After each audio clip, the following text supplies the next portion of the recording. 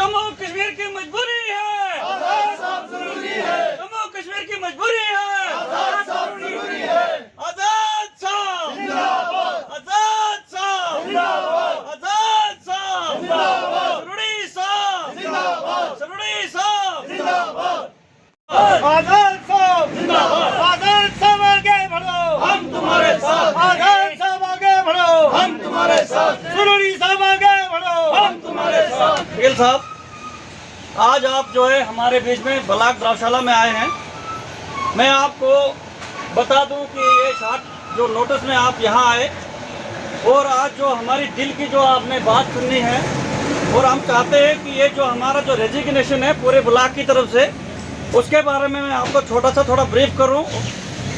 तो कहने का तात्पर्य है कि आप सब जानते हैं कि 2 दिन पहले से जो पूरे देश में हलचल चली है, उसी के रिगार्डिंग जो है हम पूरे ब्लॉक में और ब्लॉक के जितने भी हमारे जो कार्यकर्ता हैं जो जिस डेसिग्नेशन पर हैं, वो सब के सब हम जो है आज अपनी जो ओल्ड पार्टी थी, जो हमारी बड़ी पार्टी थी कांग्रेस पार्टी, उससे हम बेसिक मेंबरशिप से अलविदा होते हैं और अपने जो हमारे प्रिय नेता हैं, जो हमारे आदर्श नेता हैं, रोल मॉडल हैं पूरे हिंदुस्तान के, पूरे जम्मू कश्मीर के, उनके समर्थन में जो है आज हम अपना जो है पूरा जो समर्थन व्यक्त करते हैं। इसलिए आज जो शॉर्ट नोटिस में आपको बुलाया गया था, आपका बहुत बहुत धन्यवाद।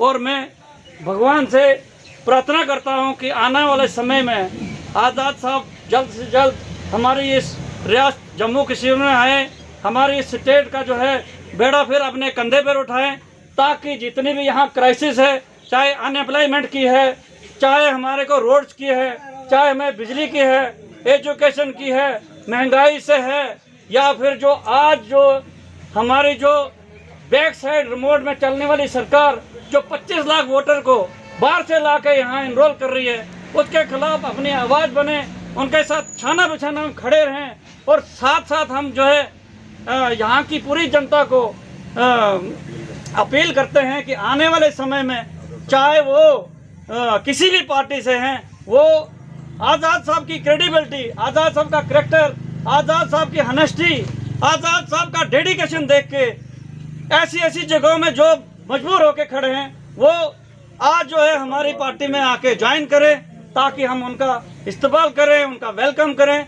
और मैं इस मंच से एक बार फिर आपको धन्यवाद देना चाहता हूं, आज़ाद साहब को शुभकामनाएं देना चाहता हूं कि आप बगैर देरी किए जम्मू कश्मीर में आ जाएं और यहाँ का बच्चा बच्चा, नदी नाला पहाड़, गांव शहर सब आपको आपकी राह को देख रहे हैं। बस इन्हीं शब्दों से मैं धन्यवाद करना चाहता हूँ।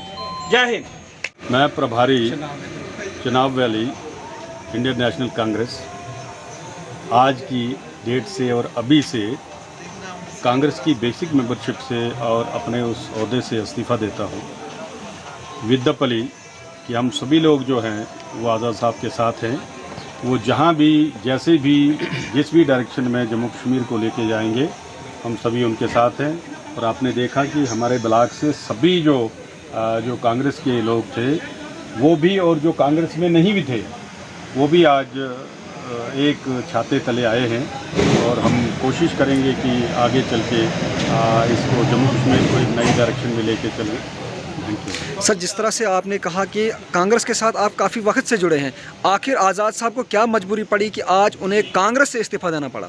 देखो, इससे सबसे बड़ी बात थी कि कांग्रेस का निरंतर जो 2014 से जो उसका ग्राफ नीचे गिर रहा था, आज़ाद साहब ने पिछले 2-3 साल से भरसक प्रयास किया, बहुत कोशिश की कि इस घर को ऑर्डर में रखा जाए।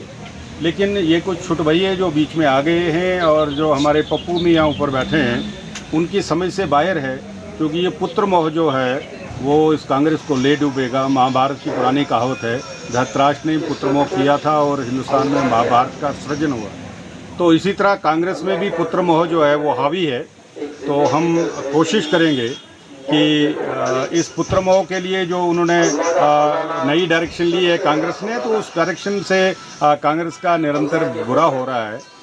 इसलिए आज़ाद साहब ने सोचा कि हमें इसे खैरबाद करके नई एक जमात का सृजन करना चाहिए ताकि हम लोगों का काम कर सकें। सर, जिस तरह से आपसे एक सवाल मैं जानना चाहता हूँ, जिस तरह से कुछ लोग कह रहे हैं और कांग्रेस में जो अभी लोग हैं वो कह रहे हैं कि आज़ाद साहब ने कांग्रेस को धोखा दिया है, क्या कहना चाहेंगे आप?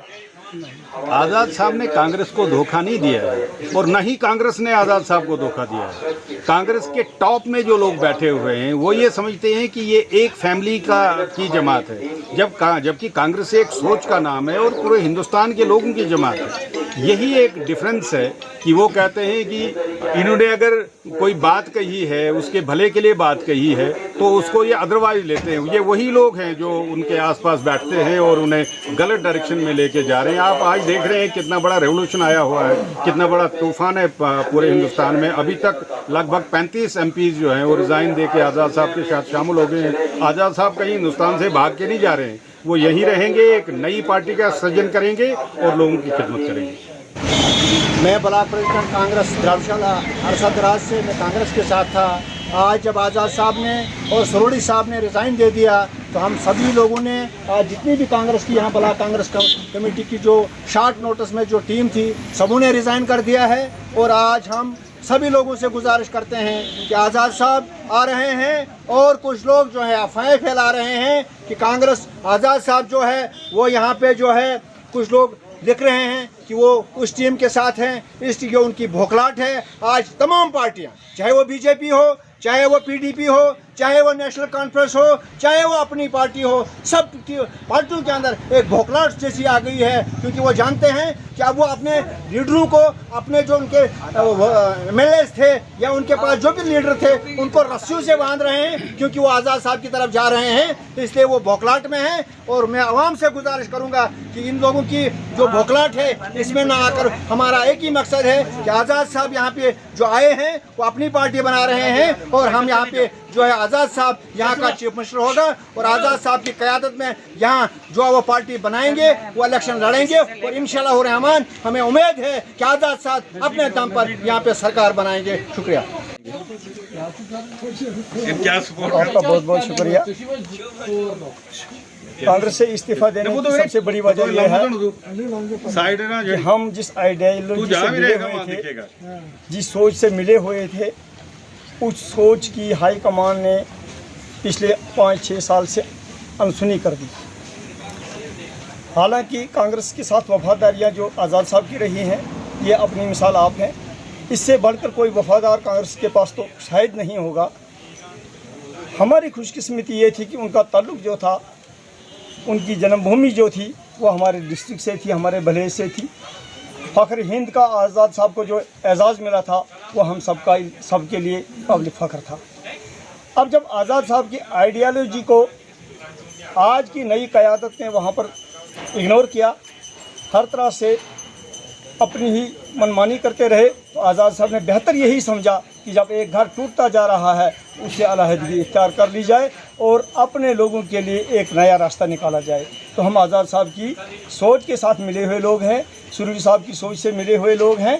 तो हम आज इसीलिए इस्तीफ़ा दे रहे हैं कि हमें उस सोच से इत्फाक नहीं है जो इस वक्त कांग्रेस के अंदर चल रही है। हम आज़ाद साहब की सोच के साथ हैं और आज़ाद साहब की सोच के साथ रहेंगे, इन्हें मजबूत करेंगे। Did you get to choose the university? I'm unable to find a university that meets my requirements. I want to go to a place that sets a futuristic pattern of education filled with ideas and radical performances. I want to live my dream. Dayanand Sagar University. Live the dream.